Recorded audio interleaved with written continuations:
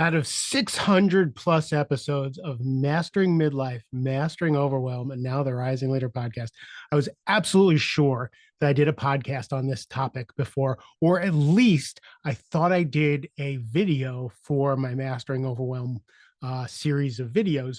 I was absolutely sure of it. So I went looking for it the other day because I needed it for something and I wanted to share it with someone. And I figured out that I have not done it. I have not made a video and I have not made a podcast on the topic of coping mechanisms versus coping skills, building coping skills, resiliency, energy, life, just all that versus falling to coping mechanisms.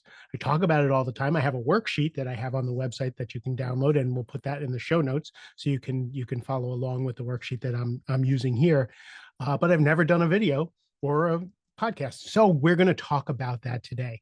And what I mean by coping mechanisms versus coping skills are those things that we reach for that are quick, easy fixes that don't really do much for us versus the things that if we took a little bit of extra effort, a little bit of consciousness would actually build our resiliency, build our strength. So let's talk about the difference between a coping mechanism and a coping skill.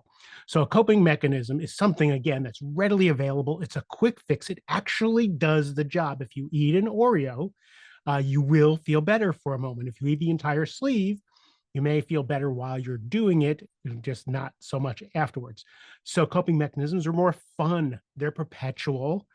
They do, so you need more of them and you need to keep repeating them in order for them to help. They're reactive and they're basically just existing in life. They're just getting us by.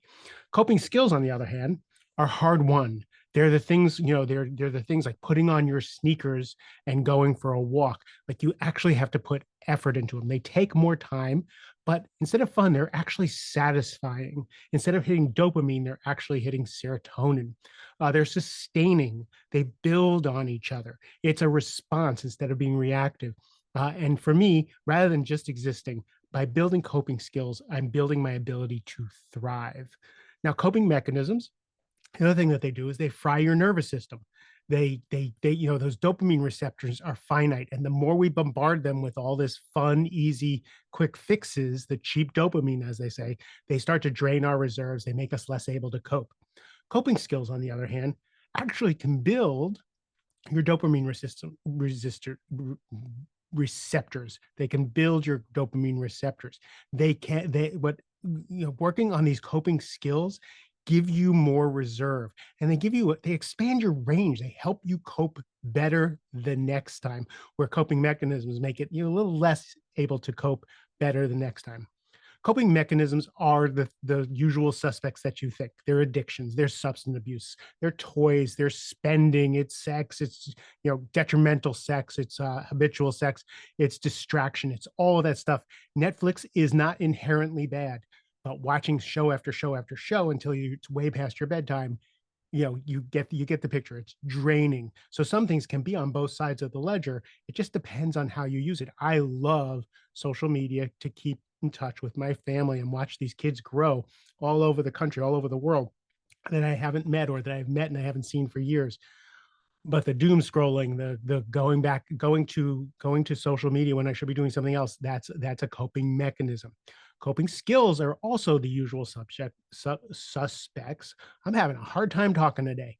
I'm about to be interviewed on another podcast for 45 minutes, and I got to get these vowels out. I think that's why actors do all those vocal and mouth exercises, because today I'm not doing such a great job. So coping skills are the usual suspects: healthy food, exercise, really cool experiences, being around friends, dancing, communication, a contemplation practice like journaling or meditation.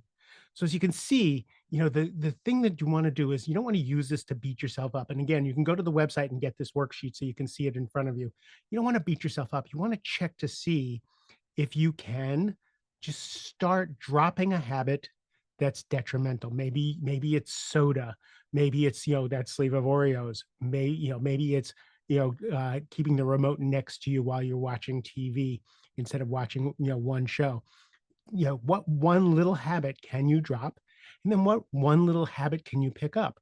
A walk after dinner. I just learned this, that with your sugar levels and your glucose levels, If you take a short 10-15 minute walk after a meal, it evens out your glucose levels to crazy levels. So that's something I learned as I'm working on my glucose levels.